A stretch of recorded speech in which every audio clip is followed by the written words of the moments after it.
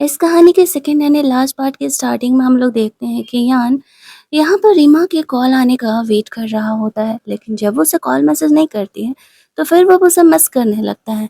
वो उसके गिफ्ट हुए पेन को देख करके सोच रहा होता है कि इस लड़की ने उसे ये गिफ्ट दिया था उसके बर्थडे पर, लेकिन उस समय यान ने उसे बिल्कुल भी इस चीज़ को भाव नहीं दिया था और अब वो उसे लिटरली मिस कर रहा होता है। जहाँ पर कि वो सोच रहा था कि उसने उससे कांटेक्ट क्यों नहीं किया। उनके ब्रेकअप को 2-3 दिन हो गए हैं, तभी वहाँ पर यान की मॉम लिली को लेकर के आती है और कहती है कि तुमने उस लड़की से ब्रेकअप तो कर लिया है ना? तो वो उसे कहता है कि हाँ, मैंने फाइनली उससे ब्रेकअप कर लिया है। हालाँकि वो ऐसा करना नहीं चाह रहा था। उसकी माँ उसे समझाती है कि बेहतर होगा कि तुम यहाँ पर उन चीज़ों को सोचना छोड़ो, वो लड़की एक नाजायज़ बेटी थी और मैं यहाँ पर उसे अपने घर की बेटी कभी नहीं बनने देने वाली हूँ। दैट्स व्हाई बेहतर होगा कि तुम उसे छोड़ कर के लिली के बारे में सोचो। लिली भी यहाँ पर ऐसे सीधी-सादी होकर के उसके साथ रहने की एक्टिंग कर रही होती है, लेकिन एक्चुअल में वो बहुत ही ज़्यादा विशियस थी और वो रीमा को बिल्कुल भी पसंद नहीं करती थी।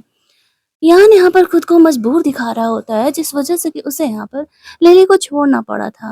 मतलब रीमा को छोड़ना पड़ा था। उसके मॉम लोगों के जाने के बाद वो इसी बारे में अभी सोच रहा होता है। दूसरी तरफ वो रीमा के साथ लंच डेट पर गया हुआ था, तभी वहाँ पर यान का एक फ्रेंड उसे देख लेता है। वो तुरंत ही यहाँ पर यान को मैसेज डालता है कि हुओ ने शादी कर लिया है। अब यान सोचता है हुओ कॉलेज टाइम से आज तक रीमा के पीछे पड़ा हुआ था, वो किसी और से शादी कैसे कर सकता है। वो उनका फोटो वीडियो बना करके भेजने के लिए बोलता है ताकि वो चीज़ों को कंफर्म कर सके। दूसरी तरफ यहाँ पर हुओ ने रीमा के लिए वेडिंग गिफ्ट लेकर के आया हुआ था और वही ब्लू डायमंड का उसने वेडिंग रिंग बनवाया था। वो कहती है तुम्हें कैसे पता कि मुझे ये ब्लू डायमंड पसंद था? वो ऐसा कहता है मुझे तुम्हारे बारे में बहुत सारी बातें पता है जो कि तुम्हें नहीं पता है। रीमा यहाँ पर सोच रही होती है कि ये लड़का उसके बारे में इतना सब कुछ कैसे जानता है। रीमा उसका वो वेडिंग रिंग देख कर के काफ़ी खुश हो जाती है। यहाँ पर उस सच में वो बहुत ज़्यादा ही पसंद आता है। यान का फ्रेंड उनके वीडियोज़ बना कर के यहाँ पर यान को भेज देता है। उन वीडियोस को देख करके यान का डाउट और ज़्यादा बढ़ जाता है कि कहीं सच में ये लड़की रीमा ही तो नहीं है और उसका गुस्सा 7वें आसमान पर था। फिर वो खुद को काम डाउन करता है, नहीं, नहीं, वो जैसा इतना अमीर लड़का रीमा जैसी लड़की से कभी शादी ही नहीं करेगा। यही बात सोच कर के वो काम डाउन था, उसके पेट में थोड़ा बहुत दर्द होने लगता है। दूसरी तरफ यहाँ पर वो रीमा को अपने हॉस्पिटल छोड़ने के लिए आया हुआ था, उसे रीमा को छोड़ कर के जाने का मन नहीं था। और इधर यान का सेक्रेटरी उसे हॉस्पिटल लेकर के आता है, जहाँ पर कि वो जानबूझ कर के रीमा के हॉस्पिटल आया हुआ था ट्रीटमेंट कराने के लिए। यहाँ पर जब वो आता है तो वो रीमा को छोड़ कर के लौट रहा होता है। वो यहाँ पर हुआ से मिलता है तो वो पूछता है कि वो यहाँ क्या कर रहा है? तो इस बात पर रीमा उस हुआ से कहती है कि एक्चुअल में मैं अपने वाइफ से मिलने के लिए यहाँ पर आया हुआ था। क्यों, तुम्हें कोई प्रॉब्लम है? वो कहता है कि नहीं, नहीं, मुझे लगा कि तुम्हारी डॉक्टर वाइफ कहाँ से हो गई भाई, जो कि यहाँ पर इस तरीके से तुम इतने अमीर हो और तुम यहाँ पर उससे डॉक्टर वाइफ से शादी करो। वो कहता है तो तुम्हें इस चीज़ से क्या प्रॉब्लम है? हमारी फैमिली किसी भी प्रोफ़ेशन को छोटा या बड़ा नहीं समझती है। तो ये जो तुम्हारा ज्ञान है वो तुम खुद तक ही रखना। यान पर यहाँ पर उसका डाउट हो पर बढ़ जाता है कि कहीं सच में वो इस तरीके से रीमा से ही तो शादी नहीं कर लिया है। उसके जाने के बाद वो यहाँ पर अपने सेक्रेटरी को कॉल करके रीमा के लिए फ्लावर बुके लेकर के आने के लिए बोलता है। दूसरी तरफ यहाँ पर जब रीमा निकलती है तो यान का फ्रेंड उसके लिए फ्लावर बुके लाता है। लेकिन रीमा से कहती है जाकर के यान को कह देना कि मैंने शादी कर लिया है और अब वो मेरी लाइफ को परेशान ना करे। उसका फ्रेंड यान के पास वापस लौटता है और जैसे ही वो उसे ये बात बताता है तो वो भी सुन कर के शॉक्ड हो जाता है। वो ये बात मानने के लिए तैयार ही नहीं था कि रीमा ने एक्चुअल में शादी कर लिया और वो अपना गुस्सा अपने दोस्त पर ही निकालने लगता है। तभी वहां पे लिली आ जाती है और पूछने लगती है कि हुआ क्या है, वो गुस्सा क्यों कर रहा है। तो उसका फ्रेंड उसे बताता है कि इसे पता चला है कि रीमा ने एक्चुअल में शादी कर लिया है, दैट्स वाई वो अपना गुस्सा निकाल रहा है यहाँ पर। अब वो खुद को काम डाउन करते हुए यहाँ पर वो को काम डाउन करने का कोशिश करती है। वो हुआ के बेबी को लेकर के प्रेग्नेंट थी और वो नहीं चाहती थी कि उनका रिलेशनशिप खराब हो। लेकिन वो अपना सोशल मीडिया पे पोस्ट चेक करता है तो उसे रीमा ने ब्लॉक कर दिया था। वो उसे मैसेज भी करता है तब भी वो उससे ब्लॉक ही था। उसे ये सारी चीज़ें देख कर के और ज़्यादा गुस्सा आने लगता है और उसकी एंग्ज़ायटी बढ़ने लगती है कि वो उसे ब्लॉक कैसे ही कर सकती है यहाँ पर। दूसरी तरफ ये सारी चीज़ें देख कर के लिली फुल ऑन मज़ा ले रही होती है। रीमा जब अपने हॉस्पिटल से बाहर निकलती है, वो उसे रिसीव करने के लिए आने वाला था, तभी वहाँ पर उसकी मॉम आ जाती है और वो वही ज़िद पकड़ कर के बैठी हुई थी यहाँ पर। और वो उनका दिमाग खराब कर रही होती है कि तुम यान से माफ़ी माँगने के लिए क्यों नहीं गई? इस बात पर रीमा उसे कह देती है, मैंने साफ तौर से मना कर दिया है कि मुझे उस लड़के से अब कोई मतलब नहीं है और मैंने ब्रेकअप कर लिया है, तो आप मेरे पीछे नहीं पड़ो। और अगर आपको यान इतना ही ज़्यादा पसंद है, तो आप जाकर के उससे शादी कर सकती हो। मुझे इस बात से कोई प्रॉब्लम नहीं है। ऐसा कह के वो वहाँ से निकल जाती है और फाइनली उसने अपनी मॉम से ये बोल दिया था कि अगर वो यूँ ही ज़िद करते रहेगी, तो वो अपनी मॉम से फिर रिश्ता नाता तोड़ लेगी, क्योंकि उसे इस बात को लेकर के ज़िद बिल्कुल भी नहीं पसंद है। जब उसने फाइनली कह दिया कि उसने यान से ब्रेकअप कर लिया है, तो उसने यान से ब्रेकअप कर लिया। अब चाहे जो भी हो जाए, वो इन चीज़ों को कभी भी वापस से नहीं लेकर के आने वाली है। उसकी मॉम को लगता है कि वो बस ड्रामा कर रही हैं। कुछ दिनों में खुद ही उसे समझ में आ जाएगा, बट उसे पता नहीं था कि रीमा ने एक्चुअल में वो उसे शादी तक कर लिया है।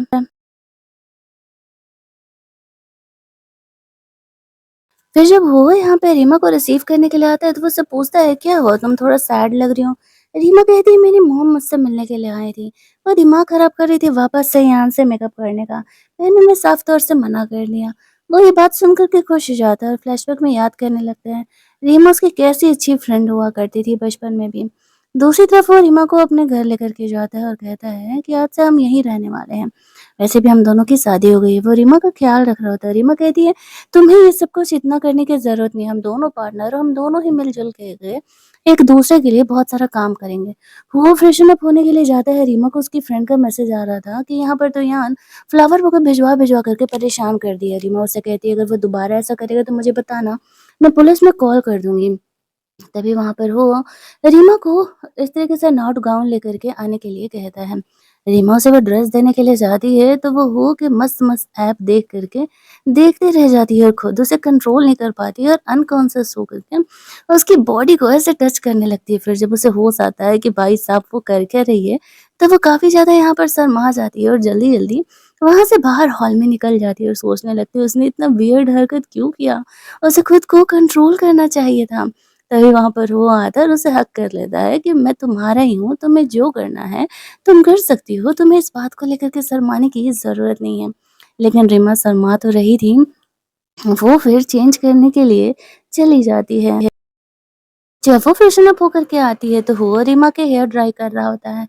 साथ में रखे एक छोटे फ्लावर बुके के बारे में पूछता है, तो बोलती है कि कॉलेज टाइम में किसी फ्रेंड ने मुझे ये दिया था। वो मेरे डेस्क पे रख कर के चले गया था या गई थी, मुझे नहीं पता। लेकिन मेरी फैमिली ने कभी मुझे प्यार नहीं जताया था और ये फ्लावर बुके मुझे बहुत ही स्पेशल फ़ील करा रहा था। दैट्स व्हाई मैंने इसे अभी तक सँभाल करके रखा है। उसे पता नहीं था कि वो जिस फ्लावर बुके की बात कर रही है, वो नहीं दिया था। फ्लावर बुके ही देने के चक्कर में उसका एक्सीडेंट हो गया था। और इस तरीके से वो उसे कुछ महीनों के लिए यहाँ से बाहर जाना पड़ा था और फिलहाल उसे नहीं बताता है। ये बात जब दोनों सोने के लिए जाते हैं, तो वो जानता था कि वो करना क्या चाह रही है। दैट्स व्हाई वो उसे किस करने लगता है, लेकिन आफ्टर दैट वो उसके आगे कुछ नहीं करता और कहता है कि डोंट वरी, मैं तुम्हें कभी मेरे साथ इंटीमेट होने के लिए फ़ोर्स नहीं करूँगा। और यहाँ पर जब तुम्हारी मर्ज़ी होगी तो ही तुम यहाँ पर मुझे बोलना और तो ही हम रोमांस करने वाले हैं। रीमा सोचती है कि वो इतना अंडरस्टैंडिंग है, उसने तो कभी इस मैटर में उसे अंडरस्टैंडिंग होने के लिए सोचा ही नहीं था। अगले दिन हम लोग देखते हैं कि वो रीमा को उसके हॉस्पिटल छोड़ने के लिए जाता है, लेकिन रीमा को भी वो को छोड़ कर के जाने का मन नहीं था। शाम में वो लोग मिलते हैं, यहाँ पर अपने पेरेंट्स से मिलने जाने के लिए। वो रीमा को कहता है कि कह देना कि मेरा तुम पे क्रश था, वरना मेरी फैमिली भरोसा नहीं करेगी। रीमा कहती है, यार तुम इतने स्टनिंग हो, इतने हैंडसम हो, तुम्हारी फैमिली तो ऐसे भी भरोसा नहीं करेगी। वो कहता है, अगर मैं कहूँ ये सच है, तो रीमा उसकी बात को मजाक में ले लेती है और कहती है, मजाक मत करो। फिर वो लोग उसकी फैमिली से मिलने के लिए जाते हैं, जहाँ पर कि रीमा बहुत ज़्यादा ही नर्वस थी कि उसकी फैमिली उसे पसंद करेगी या नहीं। वो उसे कहता है, डोंट वरी, मेरी फैमिली बहुत ही कैजुअल है और उन्हें तुमसे कोई प्रॉब्लम नहीं है, तो वो लोग तुम्हें ऑब्वियसली परेशान नहीं करेंगे। और ऊपर से मैं जो हूँ तुम्हारे साथ इतना तुम्हें प्यार करने वाला, तो वो लोग तुम्हें कुछ नहीं बोलने वाले हैं। तब जाकर के रीमा यहाँ पे थोड़ा-सा काम डाउन होती है। उसे लग रहा था कि वो उनके औकात के हिसाब से ब बहुत गरीब है, तो वो लोग उसे पसंद करेंगे या नहीं करेंगे। लेकिन सारे लोग एक जैसे नहीं होते हैं ना, सामने वाले को वो फाइनेंशियल प्रॉब्लम की वज़ह से जज नहीं करते हैं। और वैसा ही होता है, रीमा जब उसकी फैमिली से मिलती है, तो वो लोग इतने ज़्यादा फ्रेंडली थे, इतने ज़्यादा लविंग थे कि रीमा को तो इस बात का भरोसा ही नहीं हो पाता है कि एक्चुअल में इतनी अच्छी फैमिली भी हो सकती है। वो लोग रीमा को बिल्कुल अपनी बेटी की तरह ट्रीट कर रहे होते हैं। इनफैक्ट उससे ज़्यादा तो वो लोग नॉर्मल नर्वस थे कि कहीं ऐसा मत हो कि रीमा उन्हें पसंद ना करे। रीमा को ऐसा लग रहा था कि मानो उन्हें उसकी फैमिली मिल गई है जिसका कि वो इतने सालों से इंतज़ार कर रही थी। फैमिली से बात करने के चक्कर में यहाँ पर उसकी फैमिली ये रिवील करने लगती है कि वो रीमा को कितने लॉन्ग टाइम से पसंद कर रहा है, लेकिन वो इशारा करता है कि रीमा को अभी सच्चाई नहीं पता है, तो उसे नहीं बताने के लिए। तो उसकी फैमिली इस बात को समझ जाती है। फैमिली से वो लोग काफ़ी देर तक बात-वात करते हैं। ग्रैंडमदर रीमा को यहाँ पर कुछ ज्वेलरीज़ वगैरह भी गिफ्ट करती है। और इस तरीके से यहाँ पर वो लोग उसे एक छोटी-सी डॉल की तरह ट्रीट कर रहे होते हैं। रीमा को उनके साथ बहुत अच्छा लग रहा था। लाइफ़ में पहली बार कभी किसी ने उसे इतना पैम्पर किया था। वो लोग हो के भी बढ़ाई कर रहे होते हैं उसके डैड की, फाइनली मेरा बेटा अब असली मर्द बन गया है।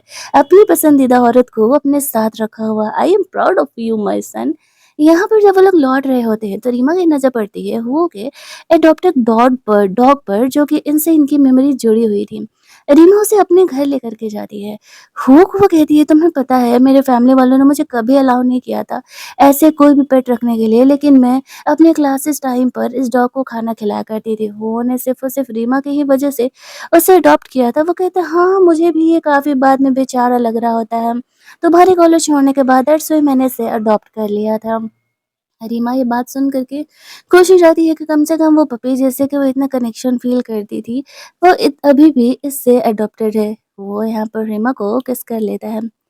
अगले दिन रीमा इस तरीके से अपने हॉस्पिटल जाती है तो वो अपनी फ्रेंड लोगों को अपनी शादी का चॉकलेट गिफ्ट करती है। वहाँ पर रिचुअल है ना, शादी के बाद जैसे हम यहाँ पर मिठाइयाँ बाँटते हैं, वहाँ पर वो लोग स्वीट्स एंड चॉकलेट्स बाँटा करते हैं। रीमा अपने शादी के बारे में अपने सारे ऑफ़िस के कलीग को बता देती है और उनके लिए ऐसे चॉकलेट्स लेकर के आई हुई थी। वो लोग काफ़ी बड़ाई करते हैं क्योंकि ये गिफ्ट्स एक्चुअल में काफ़ी महँगे थे। इतना ही नहीं, रीमा को जो हुआ ने स्पेशली चॉकलेट दिया था वो कस्टमाइज़ था और वो किसी फ़ॉरेन के फ़ेमस चॉकलेट शॉप से था। वो ने ये चीज़ एक्सपेक्ट नहीं किया था। वो अपना पेशेंट को ट्रीट करना स्टार्ट कर देती है। यहाँ पर ये सब कुछ चल रहा होता है। फिर वो उसे मैसेज डाल रहा था कि वो उसे मिस कर रहा है, उससे वापस से मिलना चाहता है, वो उसे छोड़ कर के जाना नहीं चाहता। रीमा भी उसके मैसेजेस का जवाब दे रही होती है। दोनों काफ़ी देर तक एक-दूसरे से बात करते हैं। रीमा को अब लग रहा था कि एक्चुअल में कोई रियल रिलेशनशिप में है। थोड़ी देर बाद जब वो यहाँ पर आता है तो एक छोटे बच्चे से उसे मिलने के लिए लेकर के जाती है। रीमा इस छोटे बच्चे से बहुत ही कनेक्टेड फ़ील कर रही थी। वो एक ऑर्फनेज से आया हुआ था और उसे हार्ट का कोई प्रॉब्लम था जिसे ऑपरेट करने के लिए उसे स्पेशल डॉक्टर को बुलाना पड़ेगा। लेकिन रीमा के पास खुद इतने पैसे नहीं थे कि वो उस बच्चे को ट्रीट कर सके। और वो छोटा बच्चा का अगर ट्रीटमेंट नहीं हुआ तो वो ज़्यादा दिनों का मेहमान नहीं है। लेकिन रीमा को एक बात नहीं पता था कि अब तक के ट्रीटमेंट का पैसा यान स्पॉन्सर कर रहा है।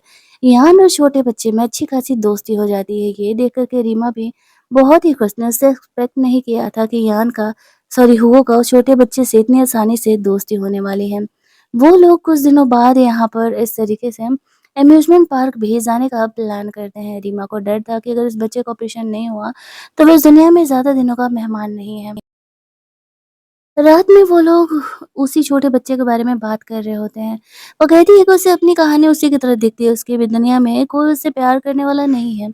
वो यहाँ पर मन ही मन सोच लेता है कि वो उस बच्चे को और हेल्प करेगा और उस महँगे डॉक्टर को बुला कर के उस बच्चे का ट्रीटमेंट करवाएगा। रीमा दिखाती है कि किसी ने स्पॉन्सर किया था और उसे ये लेटर लिखा था।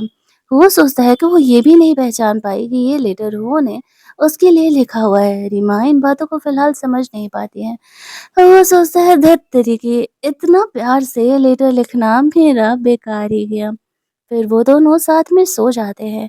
अगले दिन हम लोग देखते हैं कि यहाँ पर यान पगलाया हुआ था और वो अपना सारा गुस्सा ऑफिस के लोगों पर निकाल रहा था। वो अपने फ्रेंड को कहता है, रीमा ने एक ऑर्डिनरी इंसान से शादी किया है और तुम उस बारे में इन्फॉर्मेशन भी नहीं निकाल पा रहे हो। लेकिन उन्हें पता नहीं था कि वो कोई ऑर्डिनरी इंसान नहीं है, वो तो वो ही है। उन्हें एक फ़ोटो भी मिलता है लेकिन फ़ोटो से कुछ ख़ास पता नहीं चल रहा था कि वो किस इंसान से एक्चुअल में शादी की है। उन्हें पता चलता है कि रीमा अम्यूज़मेंट पार्क में गई हुई है तो उस समय यान भी उसे ढूँढने के लिए उससे बात करने के लिए निकल जाता है। इधर हो रीमा और वो बच्चा तीनों फुल ऑन अपना डेट एन्जॉय कर रहे होते हैं और वो लोग मस्तीबाज़ी कर रहे थे। और यहाँ पर यान रीमा को ढूँढने के लिए आता है, लेकिन वो पार्क इतना बड़ा था कि बिना कॉल और बिना कनेक्शन के रीमा को ढूँढ पाना बहुत ही मुश्किल हो रहा था। यहाँ पर लिली भी उन्हें फ़ॉलो करते हुए आई हुई थी और वो रीमा और हुआ को देख कर के उसका इंसल्ट करने का कोशिश करती है। लेकिन वो दोनों भी कहाँ ही कम थे। वो कहती है कि तुम एक चीटर हो तो जा कर के अपने चीटिंग हस्बैंड को, चीटर हस्बैंड को सँभालो ना।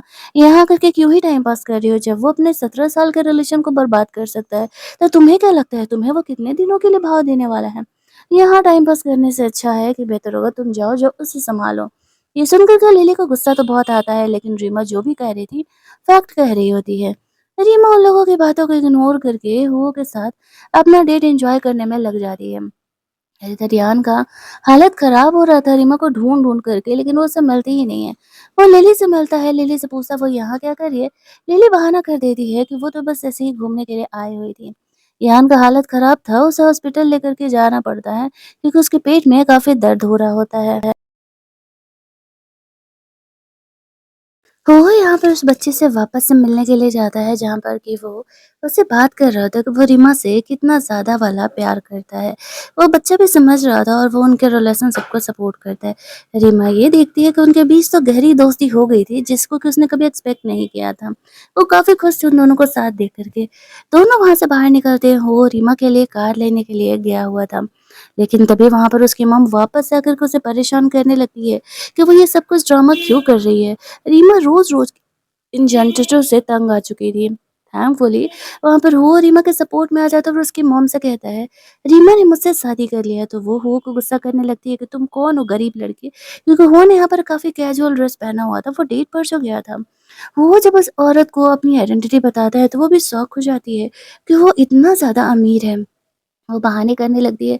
उसे तो रीमा की फ़िक्र रहती थी कि रीमा ने किस इंसान से शादी किया है, वो सही है या नहीं। अब अच्छा है तुम इतने अमीर हो, तुम रीमा का ख़्याल रखोगे। वो कहती कि तुम तो कुछ ज़्यादा ही मनी माइंडेड औरत हो। तुम्हें अपनी बेटी सिर्फ़ अमीर लड़कों के साथ ही देखनी है। अब वो मेरी वाइफ़ है और रीमा की पूरी रिस्पॉन्सिबिलिटी मेरी है। तो खबरदार जो कभी तुमने रीमा को कभी हर्ट करने का कोशिश किया तो यहाँ कभी ज़िंदगी में रीमा को इस तरीके से सपोर्ट नहीं करने वाला था। ये तो वो भी समझ चुकी थी। वो काफ़ी ज़्यादा खुद को खुशनसीब मान रही होती है कि वो जैसा प्यार करने वाला लड़का उसे मिला है। वो दोनों जब वहाँ से लौटते हैं तो इसके बाद वो रीमा के साथ काफ़ी काफ़ी वो पपी वाला बिहेवियर करने लगता है। रीमा खुश थी और वो दोनों घर जाकर के एक-दूसरे के साथ रोमांस करते हैं। अगली मॉर्निंग जब रीमा सो रही होती है, तभी वहाँ पर वो उसे छोड़ कर के ऑफ़िस चले जाता है ताकि वो थोड़ी देर और रेस्ट करे। ऑफ़िस जाकर के वो बंदा वापस से वही सख्त लड़का, गुस्सैल लड़का बन जाता है और जितने लोगों ने भी ऑफ़िस में गलतियाँ की थी, उन सबको क्लास लगा रहा होता है। दोपहर में वो रीमा को मैसेज करता है कि वो लंच लेकर के आना भूल गया है। क्या वो उसके लिए लंच लेकर के आएगी? उसने जानबूझकर के ऐसा किया था। उससे पहले ऑफ़िस में उसने सब जगह ये ऐलान कर दिया था कि हो ने शादी कर लिया और वो जल्दी ही सबके सामने भी शादी करेगा तो उन्हें ज़रूर ही इनवाइट करेगा। अब रीमा उसे लंच लाने के लिए हाँ कह देती है। थोड़ी देर में जो लंच लेकर के आती है तो हुओ को काम करता देख कर के वो उसकी पिक्चर क्लिक करने लगती है, लेकिन फ्लैश ऑन था और ये बात हुओ को पता चल जाता है। रीमा जल्दी-जल्दी उसके ऑफ़िस में चली जाती है एम्बैरेस होकर के। वो यहाँ पर आता है तब वो उससे कहता है, "ऐसे छुपा के फ़ोटो लेने की क्या ज़रूरत है? मैं तुम्हारा ही तो हूँ। बताओ मैं खुद ही पिक्चर क्लिक करा लेता हूँ।" काम करते हुए वो इतना हैंडसम लग रहा था कि रीमा कंट्रोल नहीं कर पाती है और इसी वज़ह से उसने हो के पिक्चर्स लिए थे। वो दोनों वहीं ऑफ़िस में रोमांस कर रहे होते हैं। बेचारे हो का तो लिप ही कट जाता है। रीमा यहाँ पर उसका फ़ोन स्टार्ट कर रही थी और कहती है, "इतना भी एक्साइटेड होने की क्या ज़रूरत है?" उसने हो के लिए एक प्रिटी सा नेकलेस बाय किया था, जिसे देख कर के वो कहता है मुझे बहुत ही पसंद है। रीमा को डर था कि पता नहीं हुआ को पसंद आएगा या नहीं, क्योंकि वो बहुत ही अमीर है और इट्स ऑब्वियस कि रीमा उतनी औकात की तो है नहीं कि वो हो के लिए उसके लेवल के गिफ्ट्स बाय कर सके। लेकिन हो से कहता है मुझे बहुत ही पसंद है और तुम इन बातों को सोचना छोड़ो कि तुम हमसे नीचे हो। वो दोनों यहाँ पर काफ़ी सीरियस बातें करते हैं। फिर वो अपने दोस्त लोगों से मिलने के लिए रीमा को लेकर के जाता है। रीमा को याद आता है किस तरीके से यान अपने दोस्तों के सामने रीमा का इंसल्ट करता था और यहीं पर वो है जो कि अपने दोस्तों से इतने प्यार से मिला रहा है। और वो लोग मुझसे भाभी-भाभी कह के काफ़ी इज़्ज़त दे कर के बात कर रहे होते हैं। बात यहाँ कॉलेज टाइम की छिड़ जाती है तो वो लोग बताते हैं किस तरीके से एक लड़का रीमा पर बुरी नज़र रखा हुआ था कॉलेज में और वो छुपा कर के उसके पिक्चर्स क्लिक किया करता था। ये बात हुआ को पता चल गया था तो वो उसकी पिटाई लगा दिया था और प्रिंसिपल से कंप्लेन करके उसे स्कूल से भी निकलवा दिया था। रीमा को जब ये बातें पता चलती है तो उससे कहने लगती है कि तुमने मुझे ये बातें पहले क्यों नहीं बताई? वो कहता है क्योंकि मैं चाहता था कि तुम मुझसे प्यार करो, ना कि एहसान करो। दूसरी तरफ हम लोग ईयान को देखते हैं, वो अभी रीमा का पीछा छोड़ने के लिए तैयार नहीं था और अब उसे ये तो पता लगाना था कि आखिरकार रीमा ने किस इंसान से शादी किया है, उसे छोड़ कर के। यहाँ पर लिली जब उससे बात करने के लिए आती है, तब उसे इग्नोर करने लगा था और अब वो ले रीमा से मिलने जाने का डिसाइड करता है। इधर ये लोग गेम खेलते-खेलते काफ़ी ड्रंक हो जाते हैं। वो जितना ड्रंक था नहीं, उतना ड्रंक होने के एक्टिंग कर रहा होता है ताकि वो रीमा के और क्लोज आ सके। उसके दोस्त लोगों को वो इशारा करता है कि रीमा को ये भरोसा दिलाने कि वो एक्चुअल में काफ़ी ड्रंक है और फिर उनके बीच जो रोमांस हो रहा होता है पूछो मत। इधर यान रीमा को झुक के कॉल करता है लेकिन रीमा जानबूझकर उसे ये दिखाती है कि वो अपने हस्बैंड के साथ है और उसे किस करके भी बताती है उसके और उसके हस्बैंड के बीच के रिलेशनशिप बहुत ही ज़्यादा सही है और जब यहाँ पर यान उसका एक्स बन गया है, तो फिर वो उसके पीछे क्यों पड़ा हुआ है? एक्स तो हमेशा ही एक डेड इंसान की तरह हो जाते हैं, तो वो उसका पीछा करना छोड़ दें। ऐसा करके जब वो यहाँ पर वो को किस करती है, तो वो भी शॉक हो जाता है। उसने ये चीज़ एक्सपेक्ट नहीं किया था कि रीमा ऐसा करने वाली है, लेकिन वो इस चीज़ से बहुत ज़्यादा ही खुश था। जब ये बात यान सुनता है, तो वो काफ़ी गुस्सा करने लगता है और वो गुस्से में आकर के अपने सेक्रेटरी को कॉल करता है और पता लगाने के लिए बोलता है रीमा किधर है? किसी हालत में पता लगाओ। उसे पता चलता है कि वो इस क्लब में है, तो वो जल्दी ही रीमा से मिलने के लिए निकल जाता है।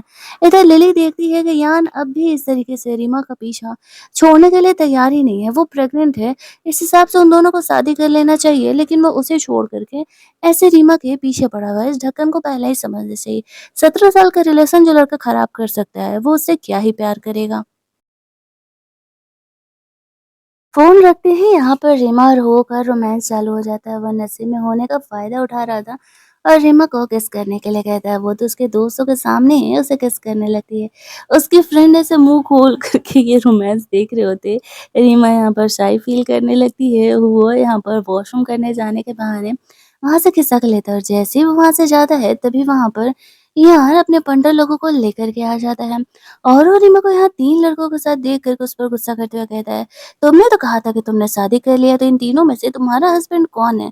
उसे तो अब तक यही लग रहा होता है कि एक्चुअल में वो जो बंदा है वो काफ़ी नॉर्मल सा है। रीमा उसे कहती है कि भाई अब तू गलती कर रहा है, मैं तुम्हें बार-बार वार्न कर रही हूँ, तू मुझे परेशान मत कर लेकिन तू समझ नहीं रहा है, मेरे हस्बैंड को पता चला तो वो तुझे छोड़ेगा नहीं। वो कहता है ठीक है तो बुलाओ ना अपने हस्बैंड को, मैं भी देखना चाहता हूँ ऐसा कौन इंसान है भाई जो कि यहाँ पर मुझसे पंगा लेने का इस शहर में हिम्मत रखता है। वो अपने बॉडीगार्ड्स वगैरह को बुलाया हुआ था, तो यहाँ पर जो वो के फ्रेंड थे, वो भी कहाँ पीछे रहने वाले थे। वो उनसे लड़ने के लिए तैयार हो जाते हैं, क्योंकि उसे पता था कि इस तरीके से वो लड़ेंगे तो बाकी सब कुछ तो वो यहाँ पर सँभाल ही लेने वाला है।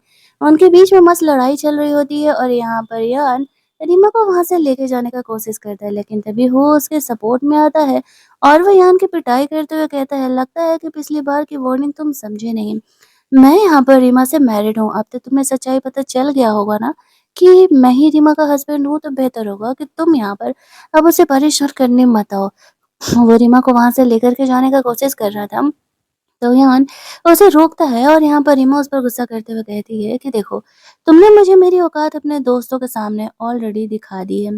मैं तुम्हारे लिए हमेशा ही एक नाजायज़ औलाद रही हूँ। तुम किस मुँह से आ रहे हो मुझसे माफ़ी माँगने के लिए, अपने साथ चलने के लिए? वो कह रहा था मैं बदल गया हूँ, मुझे माफ़ कर दो, मैं दोबारा ऐसा नहीं करूँगा। वो कहती है अब कोई हमारे बीच चांस ही नहीं है यार, तुम समझ क्यों नहीं रहे हो? मैंने हो से यहाँ पर शादी कर ली और जब मैं तुम्हें समझा रही हूँ कि हमारे बीच कुछ चांस नहीं है, तो क्यों तुम पीछे पड़े हुए हो?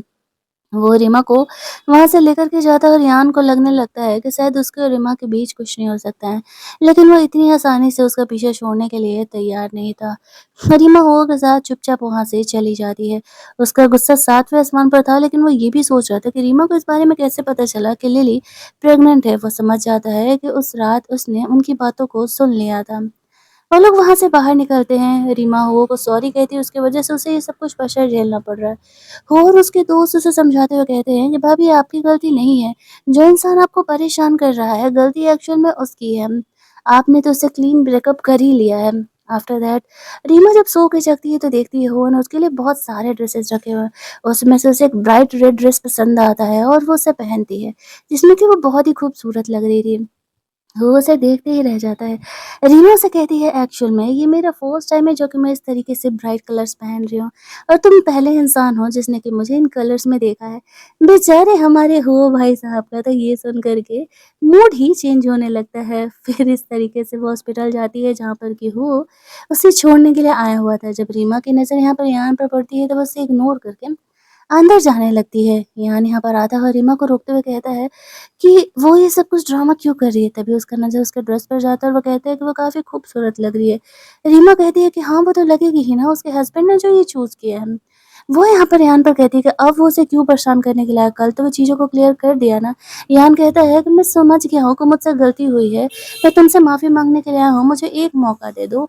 इस तरीके से 17 साल से हम साथ थे, मैंने तुम्हारा उस लॉकर से तुम्हारा जान बचाया था और तुम मुझसे ऐसे कैसे ब्रेकअप कर सकती हो? वो कहती है 17 साल पहले जो तुमने मेरी जान बचाई थी, उसके बदले 17 साल मैंने तुम्हें फ़ॉलो अप किया है, 17 साल मैंने अपनी ज़िंदगी के तुम्हें दिए हैं। तुमने मुझे नहीं समझा तो अब मुझे ये सब कुछ सुनाओ मत। और तुम जो सुना रहे हो कि कल से तुमने अपने कपड़े चेंज नहीं किए मुझे ढूँढने के चक्कर में, तुम्हें क्या लगता है ये चीज़ें तुम्हारी गलतियों को बदल देगा? तुम्हें समझ क्यों नहीं आ रहा है? तुमने रिश्ते में चीटिंग किया है, मुझे रिस्पेक्ट नहीं देते थे, कभी मुझसे प्यार से 2 शब्द तुमने बात नहीं किया, मेरी चीज़ों को नहीं समझा, मेरे प्रोफ़ेशन को तुम गलत कहते थे। तुम मेरे साथ रिलेशन में रह करके दूसरी लड़की को प्रेग्नेंट कर दिए हो और तुम किस मुँह से आ रहे हो? वो कहता है कि मैं उसे बेबी अबॉर्ट करा दूँगा, मैं उससे रिलेशन तोड़ लूँगा, तुम एक बार मुझसे शादी कर लो। रीमा कहती है अगर पागल हो गए हो तो पागल खाने जा कर के इलाज कराओ, यहाँ तुम्हारा कुछ नहीं होने वाला है। मैं तुम्हारी तरह इतनी ओपन माइंडेड नहीं हूँ। मैं एक बार में एक ही इंसान के साथ रहना चाहती हूँ और अब मैं हो के साथ हूँ और उसके साथ बहुत ही खुश हूँ। तुम्हें पता भी है उसके साथ मिलने के बाद मुझे पहली बार लाइफ़ में एहसास हुआ कि प्यार होना क्या होता है। वो इंसान एक्चुअल में मुझसे प्यार करता है, मेरी हर छोटी-छोटी चीज़ का केयर करता है। जिन चीज़ों को मैंने उसे बोला नहीं है, वो इन चीज़ों को नोटिस करके मेरा केयर करता है। एक्चुअल प्यार भी ये होता है। तुमने मुझे मेरे डॉक्टर के प्रोफ़ेशन के लिए हमेशा ही डिमोटिवेट किया है, लेकिन वो ने हमेशा ही मुझे एनकरेज किया है। वो ऑपरेशन के बाद कई दिन तक मेरा इंतज़ार करते रहता था, कितनी बार वो मेरा वेट किया है, फिर हम साथ में घर गए हैं। इतने सालों के रिलेशन में तुमने मुझसे मेरे लिए एक बार भी नहीं किया। इनफैक्ट तुम तो मुझे जॉब तक छोड़ने के लिए बोल देते थे। और यान को उसकी सारी गलतियाँ गिनाती है, फिर भी यान उसे छोड़ कर के जाने के लिए तैयार ही नहीं था। तभी वहाँ पर हो आ जाता है और वो गुस्से में आकर के यहाँ पे यान की पिटाई लगा देता है और कहता है कि लगता है कि तुम्हें अच्छी पिटाई पिछली बार मिली नहीं थी, इसी वज़ह से तुम समझे नहीं कि तुम किससे पंगा ले रहे हो और तुमने क्या कहा था? तुमने मेरी वाइफ़ की जान बचाई थी। ज़रा ये मेरे सामने वापस से तो कहना। उस समय हो, रीमा और यान तीनों ही फँसे हुए थे, लेकिन यान तब भी सेल्फ़िश था। उसने रीमा की हेल्प नहीं की थी, बल्कि वो ने एक्चुअल में रीमा की जान बचाई थी। लेकिन यान उसका क्रेडिट खा गया था। जब भी बात रीमा को पता चलता है, उसे इस बात का रिग्रेट होता है कि 17 साल उसने इस गधे को इसलिए दिए, सिर्फ़ इसी गलतफ़हमी में कि उसने उसका जान बचाया था। आई एम सॉरी, 17 सालों से मैं तुम्हें मिस करती हूँ। वो कहता है कोई बात नहीं, अंत भला तो सब भला। यहाँ पर मैंने इस तरीके से अब फाइनली हम दोनों हस्बैंड वाइफ हैं ना, तो पास्ट में जो हुआ उन बातों को भूल जाते हैं और अब पूरी ज़िंदगी मैं तुम्हारे साथ बिताना चाहता हूँ। रीमा उसे कहती है शर्म करो, इतने साल से तुम किसी और का क्रेडिट खाए हुए हो। मुझे पता होता ना तो मैं कभी तुम्हारे साथ नहीं रहती, दोबारा ज़िंदगी में अपनी शक्ल मत दिखा देना। ऐसा कह के वो यान को वहाँ से जाने के लिए कहती है।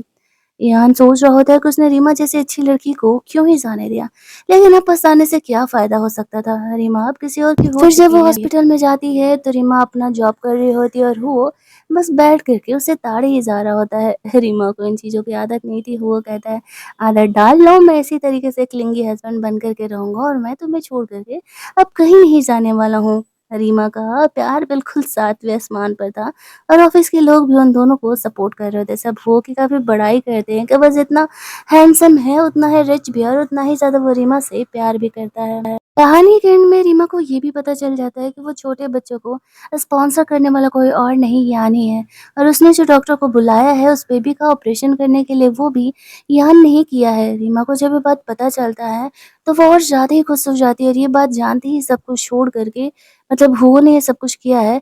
जब ये बात उसे पता चलता है तो वो सब कुछ छोड़ करके हुओ से मिलने के लिए निकलती है। उस समय वो अपने ऑफिस में था और वो उसे जाकर के सबके सामने हग कर लेती है। हुओ को पता नहीं था क्या हुआ। रीमा उसे कहती है कि तुमने मुझसे कितनी सारी बातें छुपाई हुई हैं, तुमने क्यों नहीं बताया तुमने इस बच्चे के ट्रीटमेंट के लिए पैसे दिए हैं। यहाँ पर हुओ उसे कहता है क्योंकि मैं नहीं चाहता था कि तुम्हें ये लगे कि मैं तुम पर एहसान कर रहा हूँ। अभी बहुत सी बातें हैं जो तुम्हें धीरे-धीरे पता चलने वाली हैं। अगले कुछ दिनों बाद यहाँ पर वो और रीमा फाइनली सबके सामने शादी कर लेते हैं। उसके फैमिली वाले बहुत ही ज़्यादा खुश थे। रीमा की मॉम उसकी शादी में नहीं आती है क्योंकि खुद रीमा ने उसे बुलाया नहीं था। कहानी एक हैप्पी एंडिंग के साथ यहीं पर एंड हो जाती है। अगर आपको ये लव स्टोरी अच्छी लगी होगी तो वीडियो को लाइक और शेयर करना मत भूलना। चैनल को सब्सक्राइब कर लेना ताकि नए वीडियोस के नोटिफिकेशन आपको मिलते रहें। चलिए जल्दी से मिल लेते हैं हम लोग एक और मस्त मस्त वाले ड्रामा के हिंदी वर्जन में। तब तक के लिए कीप लिसनिंग।